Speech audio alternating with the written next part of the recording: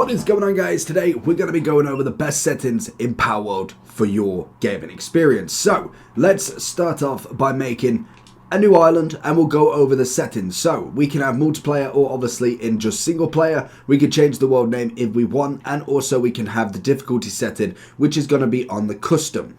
So when you go into this, we have a lot of settings that you can go over.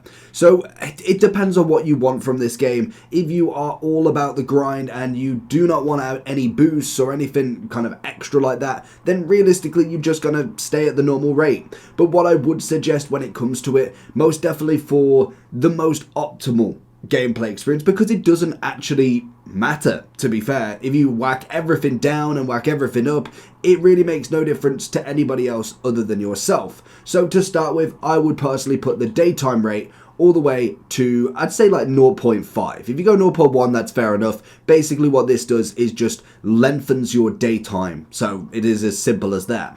When it comes to the nighttime, again, you can go all the way up, so the nighttime pretty much goes.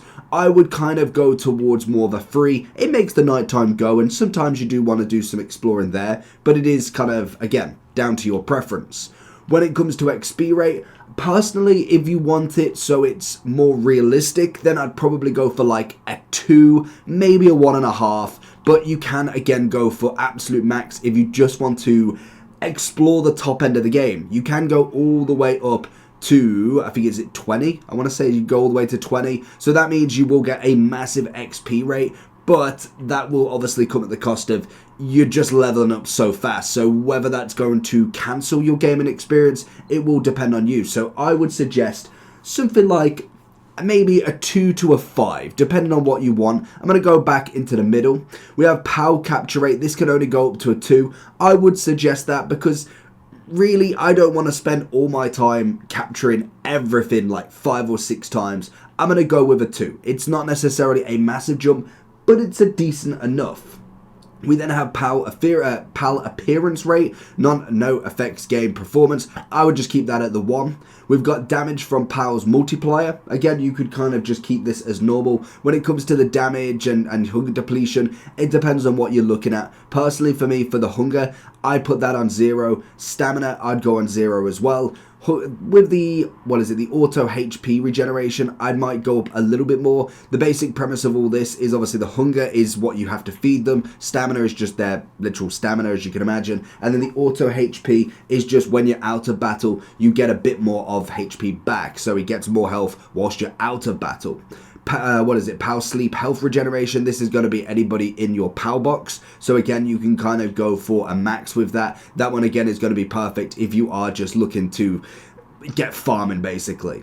You then have damage from player multiplayer, so this is a multiplier, so that is from you. So again, you can go all the way this to 1. Are you looking for gift cards, game keys and more? Head over to U7Buy for a variety of cards you can get today. From PSN, Steam, all the way to Xbox. With huge amounts of price variations. Check the link in the description for cheap, reliable digital cards for you right now. So then you have the damage to player multiplier, so you can drop this down if you really wanted to. I believe this one, to be honest, is probably just best at like a 3. Player hunger depletion, so this is how much you need to eat. I personally would just go this down to 0 if you're not too fussed about food. Naturally, this is a survival game, so you kind of do want some element of it, but if you're not fussed about it and you just really want to get as many POWs going, then that's going to be your best kind of one to do. Otherwise, just leave it as your normal one. Same with the stamina. Again, this is going to be a massive impact on depending on where your stats go. So when you get a level up, you basically get a skill point. You can add stamina, but if you reduced it, it basically means you can do stuff for a lot longer. So it kind of takes away your stamina need, really, because you don't ever run out. You then have player auto regeneration. Again, this could be pulled up because it isn't necessarily affected too much other than when you kind of get out of battle, then you obviously gain more.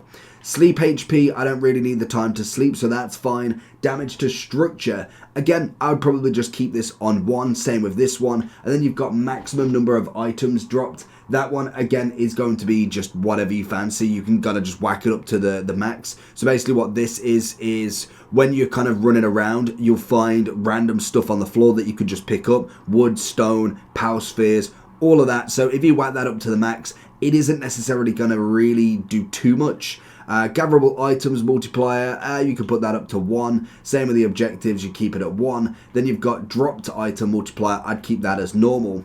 We then have the time hour to incubate massive eggs, also requires time to incubate. I would personally put that down to completely 0 because basically I don't want to spend 24 hours waiting for an egg. I'm happily just getting them off straight away.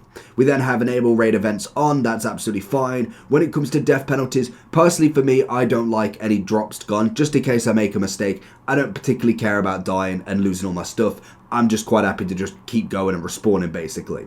Then with the guilds, again, you can kind of just keep that to your preference. It really doesn't make too much of a difference. And then max number of powers working in your base, I would go with 20 for that.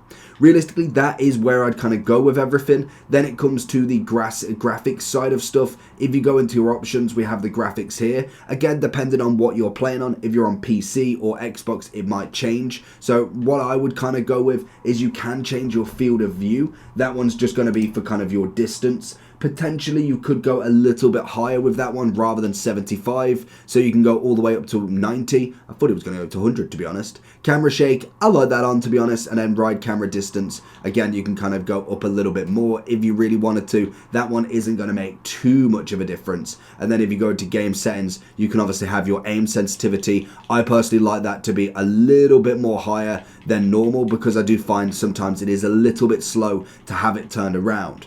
Then obviously vibrations I normally keep on.